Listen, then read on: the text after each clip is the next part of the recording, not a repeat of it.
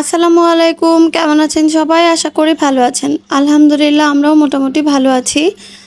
আমন্ত্রণ জানাচ্ছি সবাইকে নতুন একটা ভিডিও দেখার জন্য। আজকের ভিডিওতে রয়েছে চিজি পাস্তা নুডলস। আমি যেভাবে রান্না করেছি সেটা দেখতে হলে প্রথম থেকে শেষ পর্যন্ত ভিডিওটা দেখতে হবে। অবশ্যই ভিডিওটা দেখার জন্য আপনাদের অনুরোধ রইল। প্রথমে আমি একটা ফ্রাই প্যানে বেশ খানিকটা তেল দিয়ে নিয়েছি।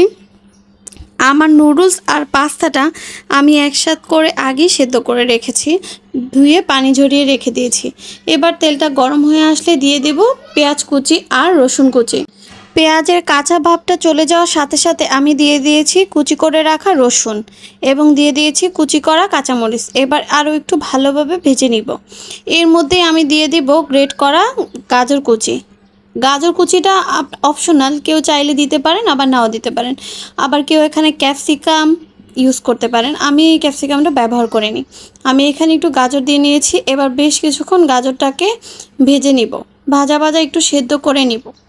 গাজরের কাঁচা ভাবটা চলে গেলে ক্রাঞ্চিনেসটা থাকতে থাকতে আমি এখানে দিয়ে দেব নুডলসের ভিতরের মশলাটা, যেটা পাস্তাটাকে আরও বেশি দুর্দান্ত করে তুলবে।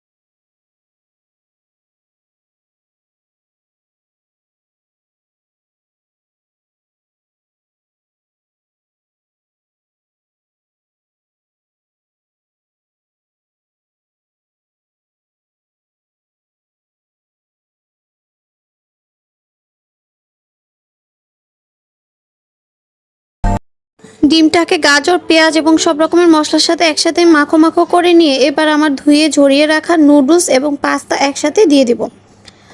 ম্যাকারনি আর নুডলসটা আমি একসাথে রান্না করছি, কারণ আমার বরাবরই ম্যাকারনিটা একদম ছাড়া ছাড়া লাগে। তাই আমি হালকা একটু নুডলস দিই যাতে একটু মাখো মাখো হয়, সেজন্য এটা খেতে আমার ভালো লাগে। আপনাদের যদি ভালো লাগে তাহলে আপনারা অবশ্যই এভাবে রান্না করতে পারেন, আর না হয় নুডলসটা বাদ দিয়ে শুধু ম্যাকারনিটাই রান্না করতে পারেন। এই পর্যায়ে নুডলস আর ম্যাকারনি দিয়ে দেওয়া হয়ে গেলে সব কিছু খুব ভালোভাবে একসাথে নেড়েচেড়ে নেব এবং বেশ খানিকটা টমেটো সস দিয়ে দেব। আমি এখানে রুচি টমেটো সসটা ব্যবহার করেছি, আপনাদের পাশে যে কোনো সস থাকলে ব্যবহার করতে পারেন। বা কেউ চাইলে যদি সসটা না দিতে চান তাহলে টমেটো কুচিটা দিয়ে দেবেন। অবশ্যই সস এবং টমেটো কুচিটা এখানে ব্যবহার করার চেষ্টা করবেন। এবার আরও বেশ খানিকক্ষণ নেড়েচেড়ে সসটা সম্পূর্ণ ম্যাকারনি এবং নুডলসের গায়ে ভালোভাবে মিশিয়ে নিব এবং আমার সম্পূর্ণ রান্নাটা মোটামুটি অলমোস্ট কমপ্লিট হয়ে গেলে আমি দিয়ে দেব চিজ গ্রেট দিয়ে চিজ গ্রেট করে দিয়ে আমি বেশ খানিকক্ষণ অপেক্ষা করব। চিজটা দেওয়ার পরে 2 থেকে 3 মিনিট অপেক্ষা করে চুলা থেকে নামিয়ে নিতে হবে। তারপরেই তৈরি হয়ে যাবে আপনার সুন্দর এবং দুর্দান্ত চিজি ম্যাকারনি। এই তো রান্না হয়ে গেল আমার চিজি ম্যাকারনি। এবার পরিবেশন করার পালা।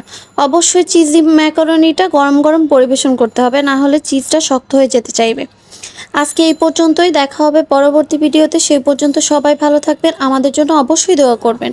আর আমার ভিডিওটি যদি ভালো লাগে তাহলে অবশ্যই একটা লাইক এবং কমেন্টস শেয়ার করে দেবেন। আপনাদের লাইক এবং কমেন্টস আমাকে অনেক বেশি উৎসাহিত করে। আল্লাহ হাফেজ।